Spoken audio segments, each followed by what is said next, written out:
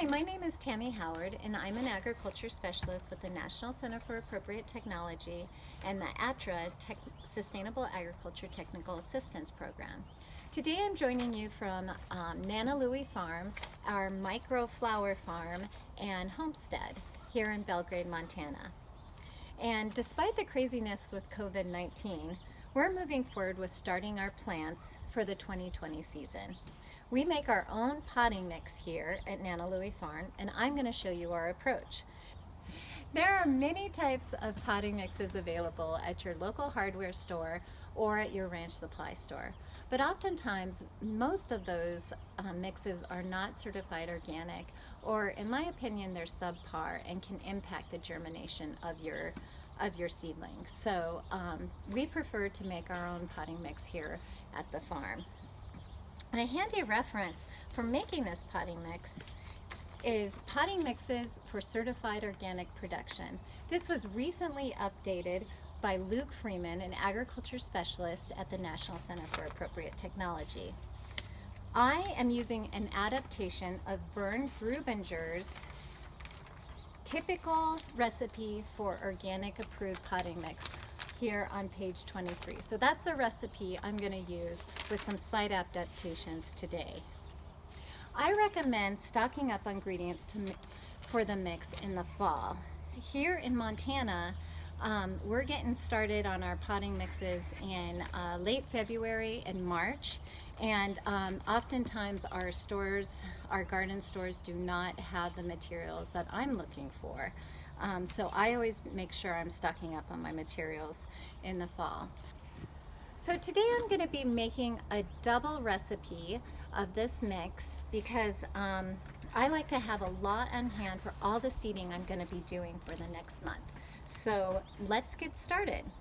One of the things I need to mention is you'll notice that we're outside here, and I try to do this in the open air on a nice day, as well as wear a mask. Some of the materials, like the perlite and the sphagnum peat moss, are really light and they like to get into the air, and they tend to irritate my lungs. So I definitely recommend, if possible, doing it out in the open air and wearing a mask. So I use a high quality aged compost, and here you can see the dog is very interested in this compost as well. This compost has been set aside in the fall. Our compost here in Montana is not quite ready in the springtime, so I like to set aside our compost in the spring. Here you see a 1/4-inch screen that we've developed to fit over the wheelbarrow. We use this screen to screen out any rocks or larger particulates for the mix.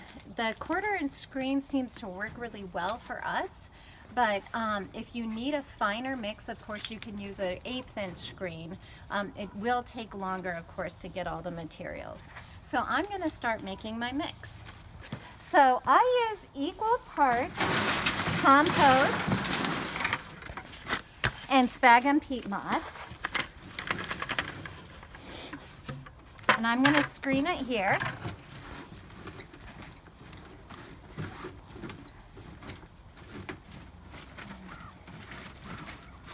So as you can see, this screen is keeping out these really large particulates. I try to get it to go through the screen.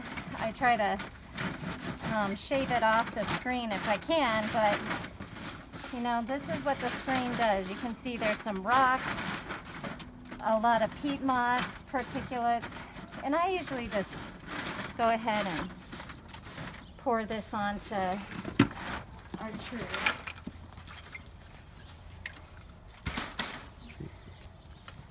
All right, next I'm going to add the perlite. This is really important to use a mask for the perlite. You can see all that stuff getting in the air. I only used 1 part of perlite in this mix because I tend to find the perlite really helps with drainage. That's what it's for.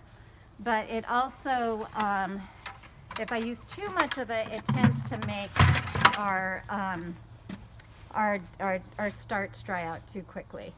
Okay, next I add garden lime.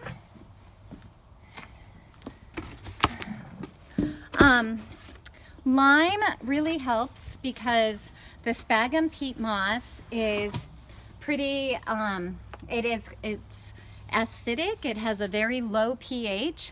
So the lime actually helps with balancing the soil mix, the potting mix, as well as raising the pH. So I'm adding about 3 cups of lime here. Okay, next I'm going to be adding a blood meal. Blood meal actually is pretty high in nitrogen, and it's actually so high in nitrogen it can burn your plants. So Vern Grubinger in his recipe calls for equal parts of lime and the different nutrients, some kind of nitrogen, phosphorus, and potassium. But I actually like to add a little less the blood meal, so I'm adding 1.5 or half the amount of what I'm adding for the other nutrients. The blood meal can really burn your plants if you have too much of it because it's so hot. Next, I'm adding 3 cups of rock phosphate. That's the phosphorus I'll be using in my soil mix. I should add that most of the soil mix, the compost will add some nutrients into your mix, but adding these other supplemental nutrients really help get your transplants off to a good start. All right, next I'm going to be adding green sand, which is the potassium that we'll be using for the mix. That's what I choose to use. I wish there was a potassium that I could get locally, but there just isn't. So green sand is kind of an ocean-based nutrient for potassium, and that's what I use for my soil mix. So I'm going to add a little bit of green sand. And now it's time for mixing it up. So before I mix it up, and even during my mix up, I like to add water because some of the ingredients, especially the peat moss, when it dries out, actually becomes what we call hydrophobic, meaning that it really has a hard time absorbing water. And if you don't add water to the mix beforehand, then you end up, the water, when you're watering your flats, will end up pooling and it won't be absorbed into the mix. So it's really important to add that water. That will really help the water filter through your soil mix when your seeds are seeded. So with that, here we go. Also, I should say that the water also helps to kind of tamp down the irritants in the soil mix.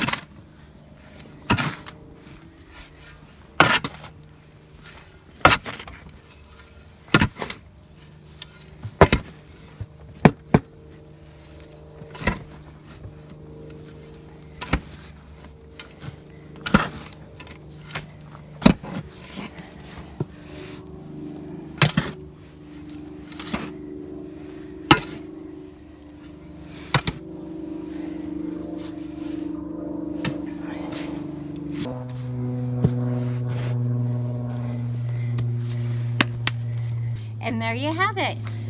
We are ready for seeding. Thanks for listening.